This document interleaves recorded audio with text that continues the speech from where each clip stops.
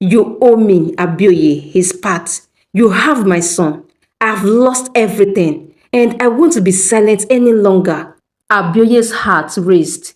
You agreed to this, Bode. You agreed to this. It was for the kingdom, remember? But I didn't agree to lose my family. Bode fumed. If you don't return my son, I will tell the villagers the truth. The village of Ileidara thrived beneath the scorching African sun, its people bustling with life. Yet, within the royal compound, a shadow loomed. Prince Abioye sat in silence, staring at his late father's throne. The elders of Ileidara stood around him, their faces solemn. Prince Abioye, the throne of Ileidara awaits you, said Chief Akonde, the oldest among them. But the people demand an heir before your coronation. A king without a lineage leaves a kingdom vulnerable.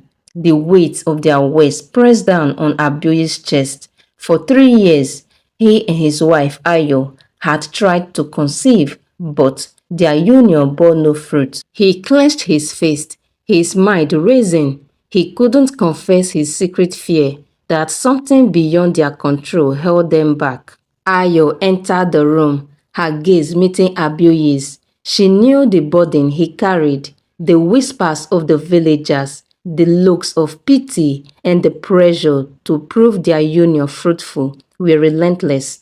As night fell, Abioye paced their chamber.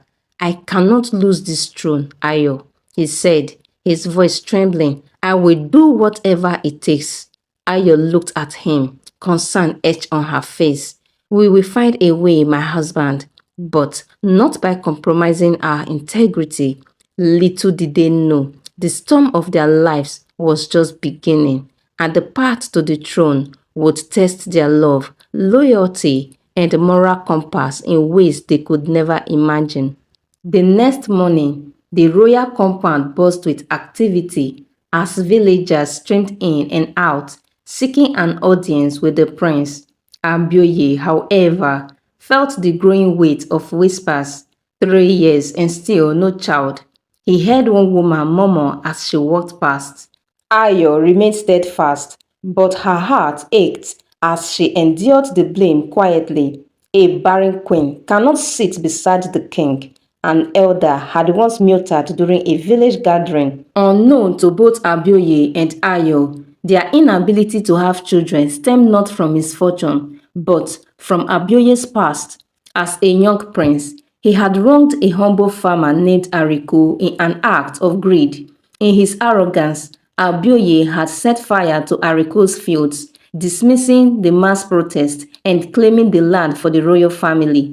Ariko had cursed him in despair, declaring, May your lineage end with you, for you have destroyed mine. Unaware of the curse, Abioye believed his struggles to conceive were a test from the gods. He prayed fervently to the ancestors and sought blessings from elders, but nothing changed.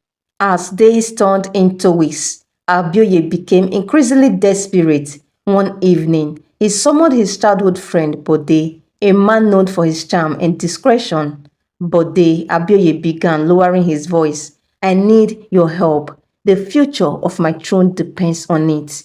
Bode listened intently as Abioye outlined his plan. Shock flickered across his face, but greed quickly clouded his judgment.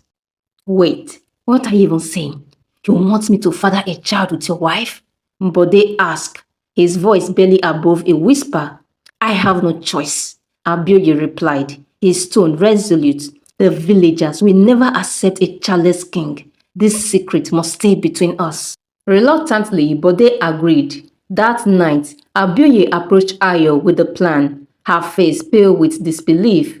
You ask me to betray our vows for the sake of your throne? She demanded. It is for the good of the kingdom. I cannot lose everything, Ayo. This is the only way, Abioye pleaded. After days of persuasion, Ayo gave in, though her heart brimmed with guilt and sorrow.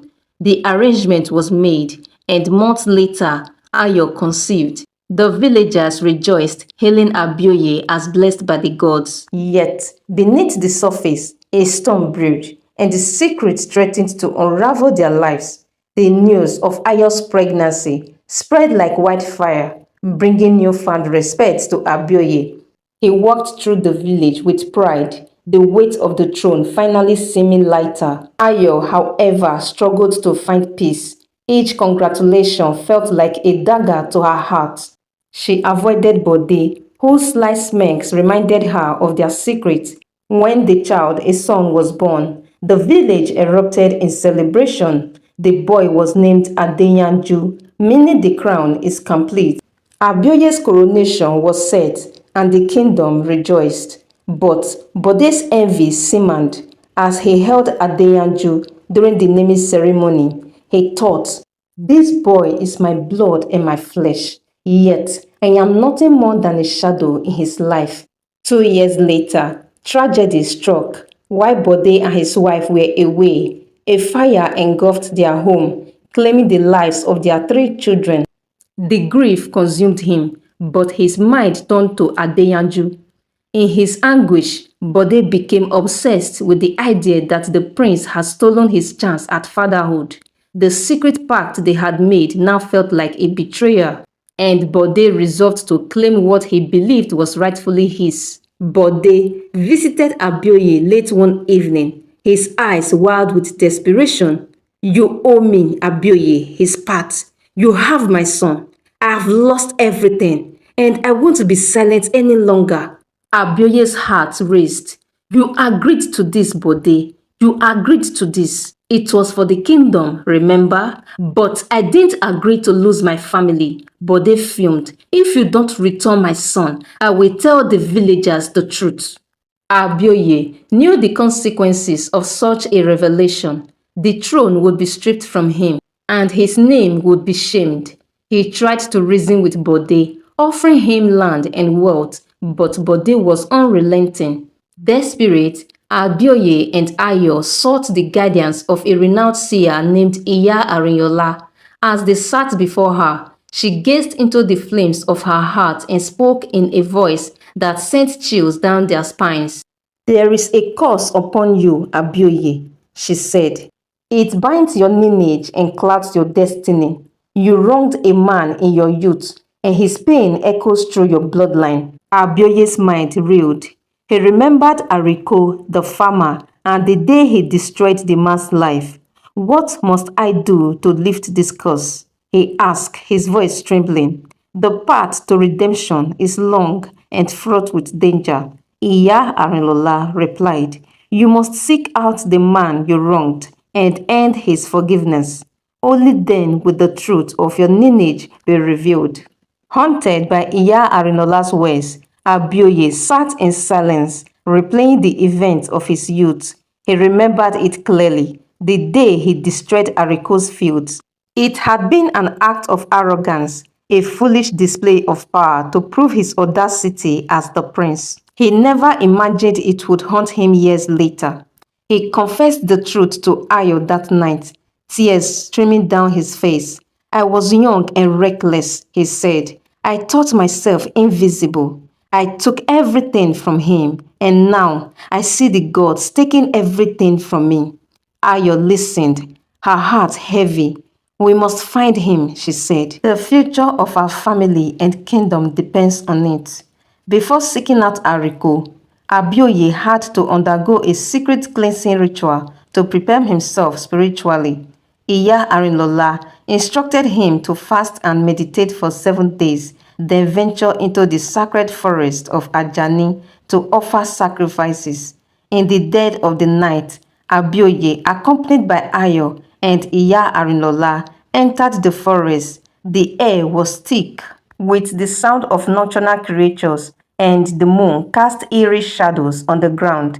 Iya Arinlola led them to a clearing where a small shrine stood. She chanted ancient incantations, calling on the gods to hear Abioye's plea. He knelt before the shrine, his heart pounding. "Offer the blood of this ram as a symbol of your repentance," Iya Arinola instructed. Abioye obeyed, his hands trembling as he completed the ritual. "The gods have accepted your offering," Iya Arinola declared. "Now the journey to find Ariko begins."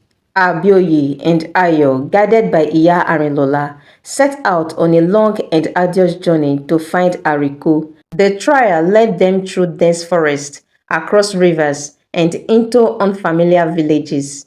As they traveled, Abioye faced reminders of his past arrogance. They met farmers whose land had been claimed by the royal family, families who had suffered under his youthful reign. With each encounter, guilt weighed heavier on his heart. After weeks of travel, they arrived in a small desolate village. There they found an elderly man sitting beneath a withered tree. His face was gaunt, his body frail. It was Ariko. Abioye fell to his knees before the man. "I have come to seek your forgiveness," he said, his voice breaking. "I was a foolish boy blinded by power. I see now the pain I caused you, and I beg for your mercy." Ariko stared at Abioye for a long moment before speaking. "You destroyed my life, Abioye, but the gods have worked in mysterious ways. 2 years ago, I forgave you and renounced the curse. I had hoped it would free me from the bitterness that consumed me." Abioye's breath caught. You lifted the curse?" "Yes," Ariko replied. "Whatever binds you now is no longer my doing. It is for the gods to reveal the truth to you." Abioye's mind reeled. If the curse had been lifted, it meant only one thing: the child his wife bore was truly his. Abioye and Ayo left Ariko's village in stunned silence, their thoughts racing. If Ariko had forgiven him and lifted the curse, then the roots of their struggles must lie elsewhere. "We must seek confirmation," Abioye said, turning to Iya Arinola. "The truth of Adeyanju's parentage must be proven, not just for us, but for the kingdom." Iya Arinola nodded in agreement. "There is one who can help Ogundele, the greatest seer in the land, but his shrine lies far beyond the borders of Ileidara. The journey will not be easy." With renewed determination, Abioye and Ayo prepared for another arduous journey, this time with the hope of uncovering the truth that could change their lives forever. Abioye and Ayo began their journey to the shrine of Ogundele, the greatest seer in the land. Iya Arinyola stayed behind, blessing their journey and promising to guide them spiritually from afar. The journey was a tough one, marked by harsh terrain, wild animals and hostile strangers, yet their resolve was unshaken, fueled by the hope of proving the truth about Adeyanju's paternity. Days turned into weeks before they finally reached the sacred shrine atop a mountain shrouded in mist. The air felt heavy with divine energy as they stepped into Ogundele's presence. The seer, an aged man with piercing eyes, greeted them without words, as though he had been expecting their arrival.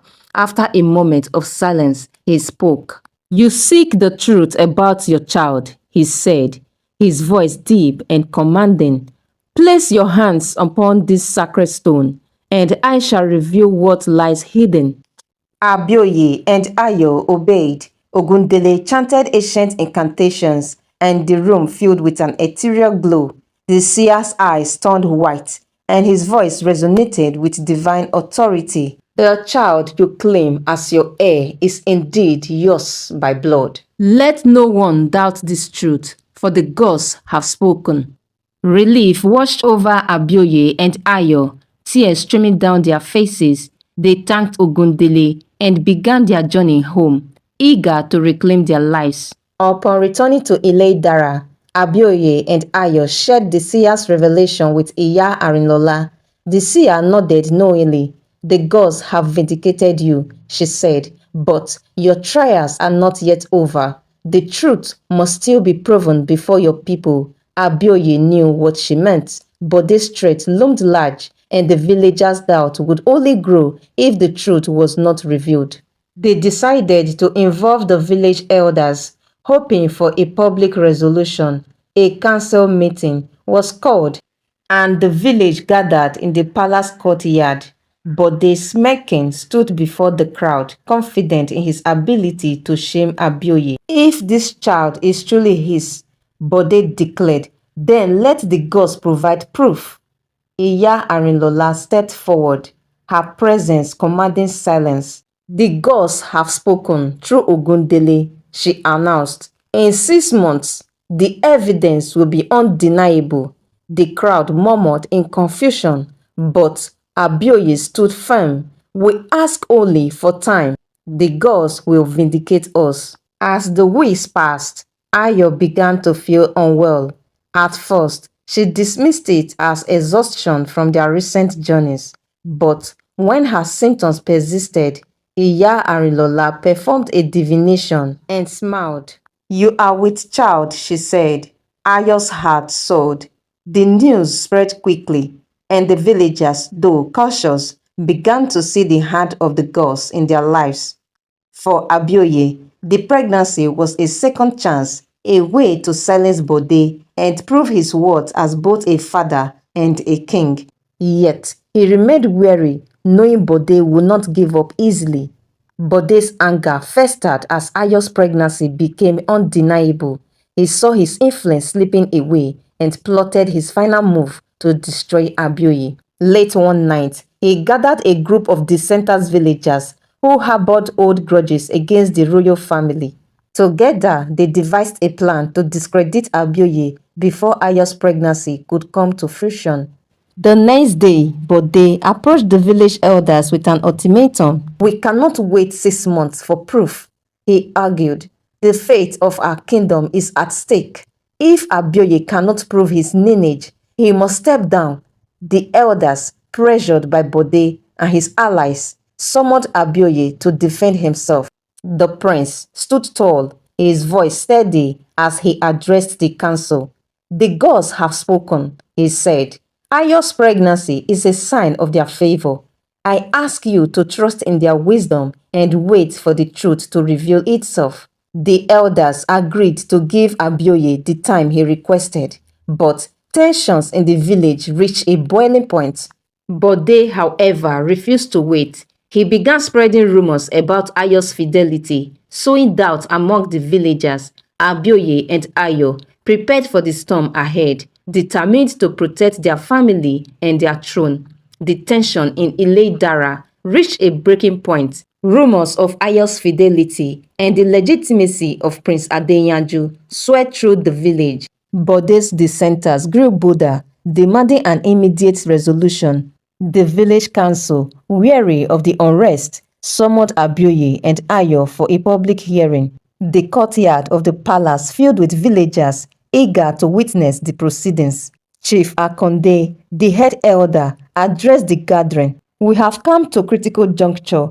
Prince Abioye, the legitimacy of your lineage and by extension your claim to the throne has been questioned. How do you plead?" Abioye stepped forward, his voice calm but firm. "The gods have already spoken through the greatest seer. My wife carries my child, and in 6 months the truth will be clear to all. I ask for patience." Bode smirked, stepping forward. "Words mean nothing without evidence. If the gods are truly on your side, let them prove it now." Iya Arinlola interjected, her voice steady and commanding. "The gods do not answer to mortal impatience. They have given their timeline. 6 months will reveal all, and the truth cannot be hidden." Reluctantly, the council ruled in Abioye's favor, granting him the time he requested. Yet, the seeds of doubt had been sown, and the prince knew the next 6 months would be critical. In the weeks that followed, Iya Arinlola worked tirelessly to protect Abioye and Ayo. She performed rituals to ward off evil and advised them to remain vigilant. One evening, she called them to her shrine. "The gods have revealed a prophecy," she said. "Your enemies will grow restless as the truth approaches. Be prepared for their final act of desperation." Abioye nodded, his resolve strengthening. He knew Bode would not stop until he was exposed. But he also knew the gods were on his side. Meanwhile, Ayo's pregnancy progressed and her health remained strong. Villagers began to notice the change in her appearance, and whispers of hope spread. Still, Bode refused to back down, determined to undermine the prince at every turn. By the 4th month, Ayo's pregnancy was undeniable. Her growing belly silenced some of the villagers' doubts, but Bode's dissenters clung to their skepticism. During a village festival, Abioye and Ayo appeared before the crowd, their unity on full display. Ayo's radiant smile and visible pregnancy stirred murmurs of approval. Yet, Bode watched from the shadows, his mind racing. He knew time was running out to discredit Abioye, and he resolved to act. One night, he gathered his dissenters in secret. "We must act before the 6 months are up," he told them. "If we wait, Abioye will secure his throne, and we will lose our chance to expose him." They plotted to disrupt the royal household and cast doubt on Ayo's pregnancy, hoping to turn the villagers against the prince once and for all. Bode and his dissenters devised a sinister plan to undermine Ayo's pregnancy and cast doubt on the royal family. They hired a notorious soothsayer known for his deceitful ways to publicly question Ayo's fidelity and claim that her child was not Abioye's. During the next village gathering, the soothsayer appeared unannounced, drawing the attention of the crowd. He pointed an accusing finger at Ayo, his voice booming. "This pregnancy is a lie. The gods have shown me visions of betrayal. The child she carries does not belong to the prince." Gasps rippled through the crowd. Abioye stepped forward, his face flushed with anger. "You dare spread lies in the name of the gods?" he demanded. The soothsayer smirked. "I speak only the truth. Let the villagers decide whom to believe." The council intervened, urging calm. Chief Akonde declared that the matter would be settled when the prophecy's timeline ended in 2 months. "Until then, we will not entertain further accusations." Abioye and Ayo returned to the palace, their spirits shaken, but their determination unbroken. The next night, disaster struck. A section of the palace caught fire, spreading rapidly. Servants scrambled to extinguish the flames, but the damage was significant. When the fire was finally put out, Abioye discovered that the blaze had originated in the wing housing his royal archives. Many records, including documents verifying his lineage, were destroyed. Iya Arinlola examined the site and found traces of foul play. "This was no accident," she said gravely. "Your enemies grow desperate. They seek to erase your claim to the throne." Abioye clenched his fist, anger coursing through him. "Bode's hand is in this. He will not stop until everything I have is destroyed." Despite the setback, Abioye refused to falter. He called a meeting with his council, urging them to strengthen security around the palace and protect Ayo at all costs. "I will not let fear dictate my rule," he declared. "We will meet every challenge head-on and prove the gods' favor." Meanwhile, Iya Arinlola intensified her spiritual protections around the palace, performing nightly rituals to safeguard Ayo and the unborn child. Ayo, though shaken by recent events, found solace in Abioye's unwavering support. "We will see this through together," she told him. The villagers, watching from afar, began to admire the couple's resilience. Whispers of doubt turned into rumors of support, and many began to believe that the gods truly favored Abioye and Ayo. As the 6th month approached, the tension in Ile-Dara reached a boiling point. Bode, sensing his influence slipping, prepared for one final desperate act to reclaim his power. With only weeks remaining until the prophecy would be fulfilled, Bode knew his time was running out. His influence among the villagers was waning, and whispers of Ayo's pregnancy being divine proof of Abioye's legitimacy spread like wildfire. In a last-ditch effort, Bode orchestrated a plan to publicly disgrace Abioye and Ayo. He bribed a young woman, Damilola, to claim that she had been secretly involved with Abioye. Her story would portray Ayo as a victim and the prince as unworthy of the throne. On the day of the village's largest market gathering, Damilola appeared before the crowd, sobbing and pleading for justice. She spun a tale of betrayal, alleging that Abioye had promised her riches in exchange for silence about their supposed affair. The crowd was stunned, but they seized the moment, stepping forward. "How much more evidence do we need?" he roared. "This prince is not fit to rule. The gods may have spoken, but their words can be manipulated by mortal lies." Abioye arrived just in time to hear the accusations. Calmly, he approached Damilola, his voice steady. "You have been paid to speak falsehoods," he said. "The gods see all, and your lies will bring judgment upon you." Ayo stepped forward, her head held high. "I stand by my husband. The gods will reveal the truth soon enough." The council intervened, declaring that no further action would be taken until the 6-month timeline expired. The final weeks passed in tense anticipation. Ayo's pregnancy advanced rapidly, her health strong, and her spirit unyielding. The villagers waited with bated breath, unsure of what to believe. On the eve of the 6-month deadline, Ayo went into labor.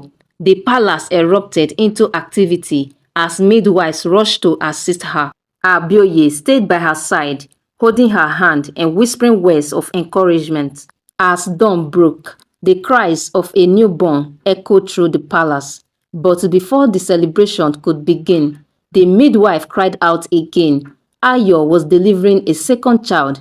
By midday, Ayo had given birth to healthy twin boys. The palace erupted in joy, and the news spread quickly through Ileidara. The villagers gathered outside the palace, cheering and praising the gods for their favor.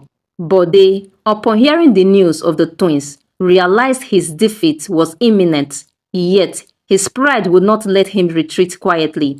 He stormed into the palace, demanding to see the newborns. Before the council and the villagers, Bode made his final accusation. "Even if these children are born of Ayo, how can we be sure they are Abioye's? The gods must still prove it."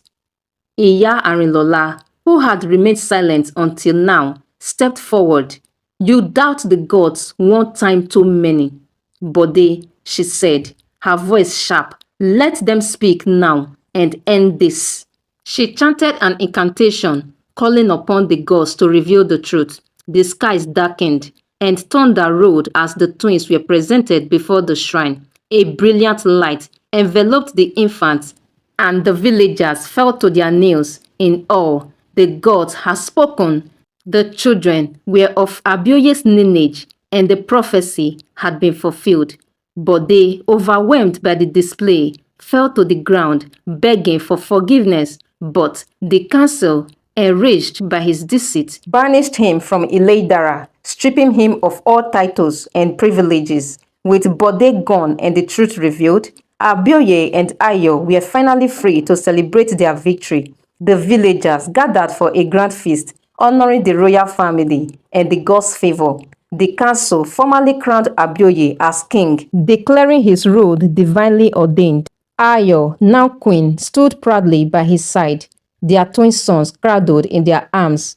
In his coronation speech, Abioye addressed the villagers.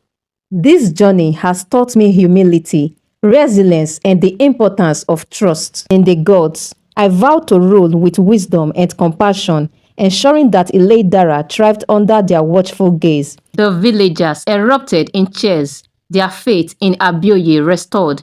Peace returned to the kingdom, and the royal family began their new chapter with hope and unity. As the celebration continued late into the night, Abioye and Ayo stole a quiet moment together. "We have endured so much," Ayo said, her voice soft.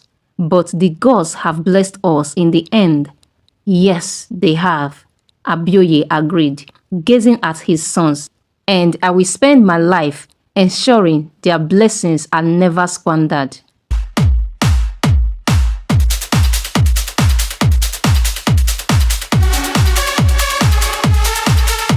Senna, bringing you amazing life stories. Stay tuned.